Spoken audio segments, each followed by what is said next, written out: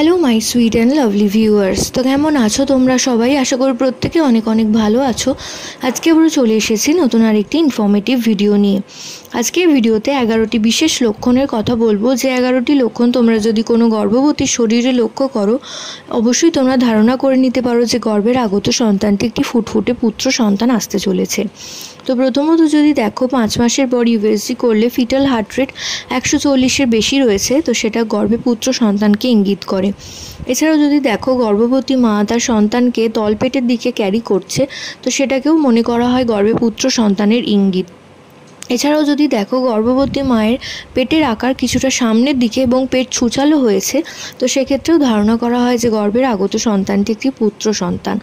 এছাড়াও যদি দেখো গর্ভবতী মা দিনে দিনে বিশ্রী দেখতে হয়ে যাচ্ছে এবং খুবই কালো হয়ে যাচ্ছে, তো সেক্ষেত্রেও ধারণা করা হয় যে গর্ভের আগত সন্তানটি একটি পুত্র সন্তান।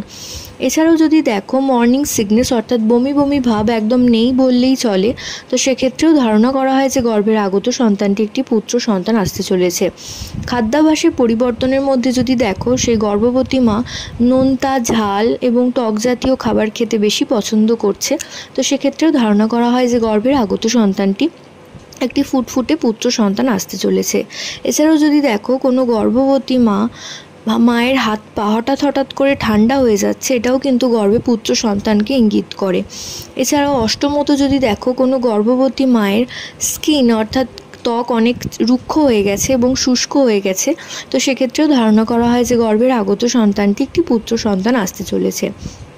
যদি দেখো কোনো গর্ভবতী মায়ের চুল অনেক সুন্দর হয়ে গিয়েছে এবং চুল পড়া প্রায় বন্ধই হয়ে গিয়েছে, তো সেক্ষেত্রেও ধারণা করা হয় যে গর্ভের আগত সন্তানটি একটি ফুটফুটে পুত্র সন্তান আসতে চলেছে। এছাড়াও যদি দেখো কোনো গর্ভবতী মায়ের পায়েও প্রচণ্ড পরিমাণে চুল অর্থাৎ লোমের আধিক্য অনেক বেড়ে গেছে, তো সেক্ষেত্রেও ধারণা করা হয় যে গর্ভের আগত সন্তানটি একটি ফুটফুটে পুত্র সন্তান আসতে চলেছে। এছাড়াও যদি দেখো গর্ভবতী মায়ের হঠাৎ করে মাথা ব্যথা হচ্ছে এবং মাথা যন্ত্রণা হচ্ছে, তো এটাকেও গর্ভে পুত্র সন্তানের ইঙ্গিত হিসেবেই ধরে নেওয়া হয়।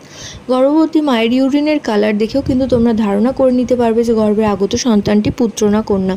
যদি দেখো সকালে ইউরিন পাস করলে সেটা গাঢ় হলুদ বর্ণের ইউরিন পাস করছে গর্ভবতী মা, তো সেক্ষেত্রে ধারণা করা হয় যে গর্ভের আগত সন্তানটি একটি পুত্র সন্তান আসতে চলেছে। তো এই 11টির মধ্যে যদি তোমাদের সাথে 7টি মিলে যায়, তো অবশ্যই তোমরা ধারণা করে নিতে পারবে যে গর্ভের আগত সন্তানটি একটি পুত্র সন্তান আসতে চলেছে। তো আশা করছি ভিডিওটা তোমাদের কাজে আসবে।